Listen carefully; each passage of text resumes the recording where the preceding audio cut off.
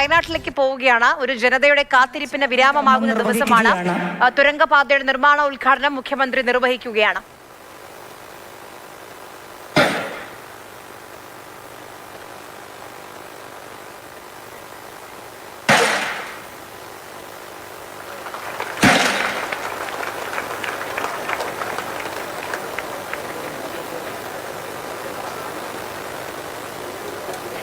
വയനാട് തുരങ്കപാതയുടെ നിർമ്മാണോദ്ഘാടനം ഇപ്പോൾ മുഖ്യമന്ത്രി പൂർത്തീകരിച്ചിരിക്കുകയാണ്. 2134 കോടി രൂപയാണ് ചിലവ്. 8.73 കിലോമീറ്റർ പാതയുടെ 8.1 കിലോമീറ്റർ ഇരട്ട ടണലാണ് വിഭാവനം ചെയ്തിരിക്കുന്നത്. വയനാടിന്റെ യാത്രാ ദുരിതം അത് പരിഹരിക്കാനുള്ള തുരങ്കപാതയുടെ നിർമ്മാണത്തിനാണ് ഇപ്പോൾ തുടക്കമായിരിക്കുന്നത്.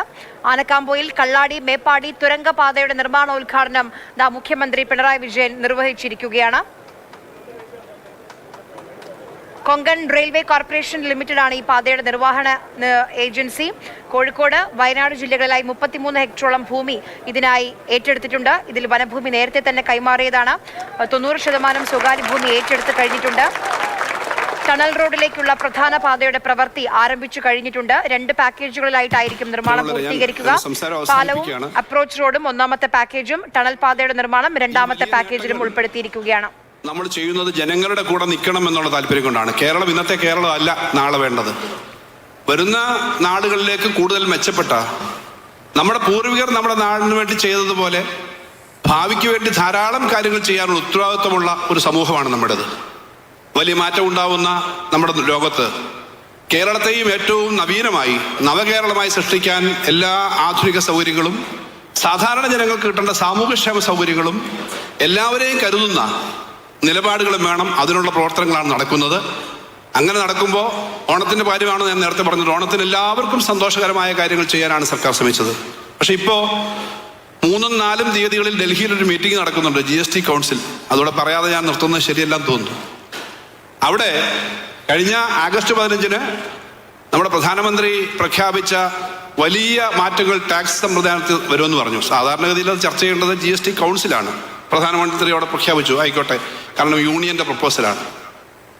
ഞങ്ങൾ ഈ കാര്യങ്ങൾ പഠിച്ചപ്പോൾ സംസ്ഥാനങ്ങൾക്ക് കേരളത്തിന് മാത്രം 8,000-10,000 കോടി രൂപ ഒരു വർഷം നഷ്ടം വരും. സാധാരണക്കാർക്ക് നികുതി കുറച്ചു കൊടുക്കുന്നതിന് നമുക്കെല്ലാം സന്തോഷം, അതിനൊന്നും താല്പര്യക്കുറവില്ല. പക്ഷേ സംസ്ഥാനങ്ങളുടെ വരുമാനം കുറയുന്നതിന് എന്താണ് ബദൽ മാർഗം? സംസ്ഥാനങ്ങളുടെ ആ വരുമാനം സംരക്ഷിക്കണം എന്നുള്ള കാര്യം എല്ലാ സംസ്ഥാനങ്ങളും ആവശ്യപ്പെടുന്നു. അത് വളരെ പ്രധാനപ്പെട്ട കാര്യമാണ്. കാരണം വേണ്ടത്ര ഒരു പഠനവും നടത്തിയിട്ടില്ല, വേണ്ടത്ര ഒരു ഗവേഷണവും നടത്തിയിട്ടില്ല.